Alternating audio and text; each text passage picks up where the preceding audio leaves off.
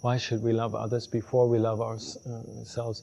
I think generally it goes hand in hand, like in the sense of being really grounded in one's own goodness and having a potential of good actions by whatever we express through our speech or through our actions, then this naturally affects others.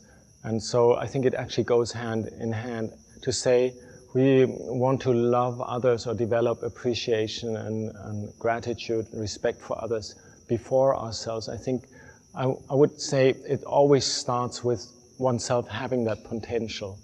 But in this day and age where so much is about the sense of ego and the sense of personal pride or being better or being higher or so, then it's an excellent tool just to put oneself in the position of always thinking of somebody else first. That would be an exercise.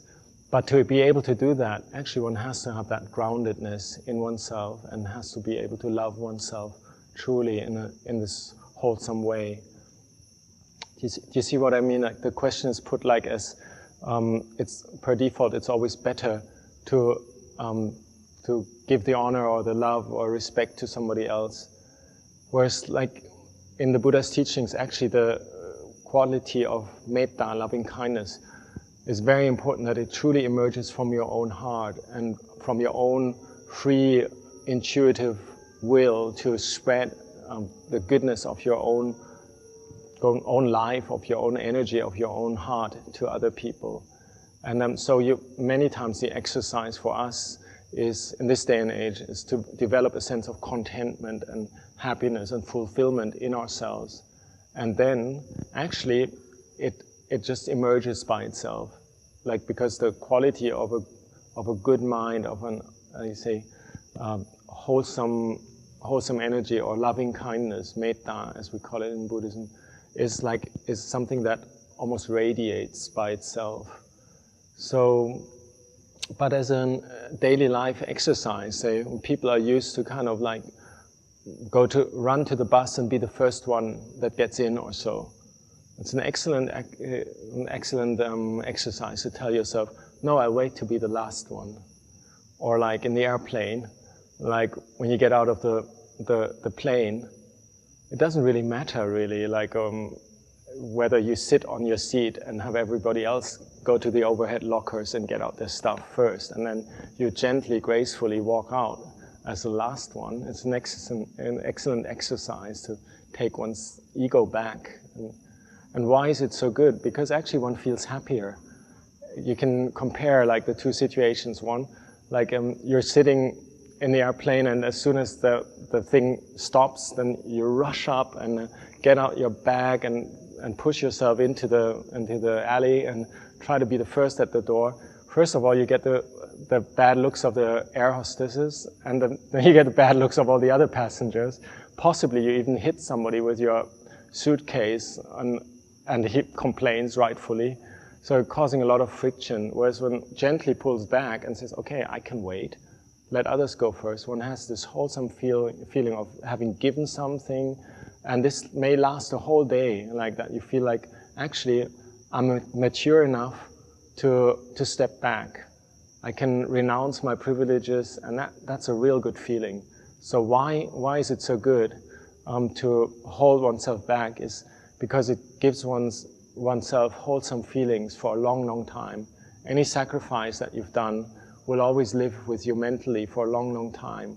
Whereas any advantage that you've taken, say for example there was 3 candies to go around and you just take all the 3, then okay, you can get by with it, and maybe, yeah, it doesn't matter, and you get the 3 candies, so it's 3 times as much as you'd get usually. But if you had let the 3 candies go and give them to the others, you'd be happy about that gift, maybe for the whole day or for the whole week even. You've been given the chance to grant somebody else something very nice, and it stays with one.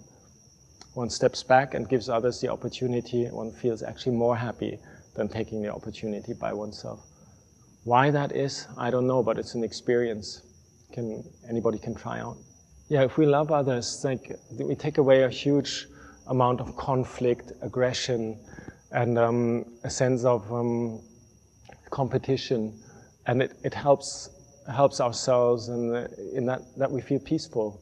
We're sensitive to other people, to the problems around ourselves, and then more or less they don't have an impact on us if we're say careful and generous, allowing and positively even enhancing something good, giving. Then actually there will be little problems for us. Like everybody will be in favor of us. People like people that are generous and forgiving, and kind people. Kindness opens the door to all kinds of areas of life. And whereas when we're the opposite, when we're kind of pushy and slightly aggressive, then we close as much doors as we open. And it's a short-term thing. In the long run, whatever goodness we do, it comes back to us as a feeling of people appreciate it. Their gratitude comes back to us, and we feel worthy of what we've been doing. Generally, on the level of simple do's and don'ts, I think particularly in Thai culture, there's so many things where there's good recipes, for example, good behavior, good manners, be kind, smile first, and develop a sense of integrity in what we're doing. And this serves as a big cushion. We feel then actually this self-esteem is there, and we're able to say, what I did was good. And then when we feel the sense of actually, there's some examples of during the day of what I've been doing that were really good, and where I've managed to overcome my sense of ego and taking advantage of others. Then if we have a few examples of those, then we stay with that feeling and emphasize. When we sit, for example, we would sit meditation for that. We just emphasize on the feeling of goodness in ourselves and think of something that is truly touching for us, that we feel is motivating us to do something good. For example, I just mentioned to think of your own mother or somebody who really cared of you, took care of you. It could be anybody, also a good friend, maybe somebody else did something genuinely good that you're grateful for. Then we think about this, how this feels, and we try to focus on the energy of the good action and the good setting that we can recall, either with ourselves or with others.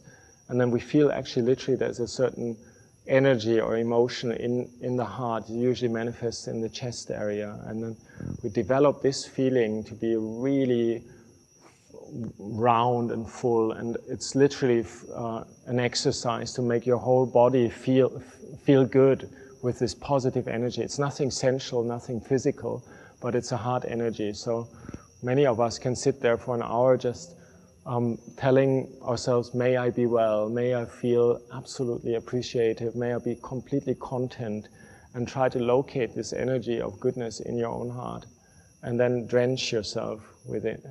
It's kind of sounds funny to do that, but if we don't, then we sometimes lose access to the feeling level of our actions, and we calculate just what is cause and effect. Whereas when we have these moments where we go inwards and think, was that really kind of a fulfilling feeling? How can I make this more full or so? And then feel it out in ourselves, then it has an impact on whatever you do subconsciously during the day. And it helps then to spread out very easily. So to consciously spread loving kindness to oneself, appreciation, gratitude, a sense of being respect-worthy, then to have times of the day where we recollect that. Usually we do that in the morning, early in the morning, and late in the evening before going to bed, spreading loving kindness to ourselves, and then naturally it expands to other beings. I think they probably come from the same source. One is more the direct, active way of showing one's love for other people or one's respect or appreciation. For example, having empathy with people that are have been suffering from an earthquake or something like that is still quite an abstract feeling. We could develop that quality of empathy and feeling for them in our heart. But many of us then also express it spontaneously, just to donate something, or just to support a program that actually does some positive actions. And then the positive actions that we've been doing then feed back again to that feeling of fulfillment in oneself. I think one is the active part, and the other one is more the passive part, like to have universal love or metta. Many times we don't actually directly aim at the action. For example, we're not campaigning for some good program or some charity, not raising funds, but we're sowing the seeds. And my understanding is that if you have sown these seeds in yourselves very thoroughly, whenever then, during your daily life, in the course of your work or in society, whenever then there is an opportunity, it will not look past that opportunity, but more or less jump on it almost automatically. It's the disposition that one builds up through the universal love and metta exercise in yourself. Then as soon as there is an opportunity, you just can't hold back to take action. That's many times how I see charity or social action comes from the mental basis or disposition that we work on so hard in developing ourselves. Yeah, do something good for somebody, whatever it is, however small it is, every day. Something like, like share a candy with somebody, or like, just let somebody else walk through the door first. Like little things, they make a huge difference. And then with more awareness, then sometimes one becomes more courageous and sees bigger projects as well. So I would say start with little things, like doing something specifically as an offering to somebody. It could also be some, like helping your mom clean the house, or your dad wash the car, or something like that. Like a deliberate, personal, little generous act. There's so many things that one can do. It makes us easily content. It makes us feeling that we're able and allowed to develop peace in ourselves. It's the opposite of having had a conflict with somebody where you're not allowed to be at peace. There's stuff lingering on, and there's like say the emotional battle is going on. Whereas the magic of doing generous or loving kindness actions is that you can actually be content and swap towards peace afterwards. It's like you're in the plus with the demands of other people. You've given them more than they actually needed or wanted or demanded, and you feel then I can now call it a day and be resting happily in myself and just more or less develop absolute peace in myself. Like if one has done a lot of good things, then it's easier to slow down and be in the present moment and come back to the experience of arising and ceasing in one's own life, the things that constantly happen as a drama in our lives, like suffering, old age, sickness, and death. If we've been very generous and positive about things, then we can face these things with a lot of backbone.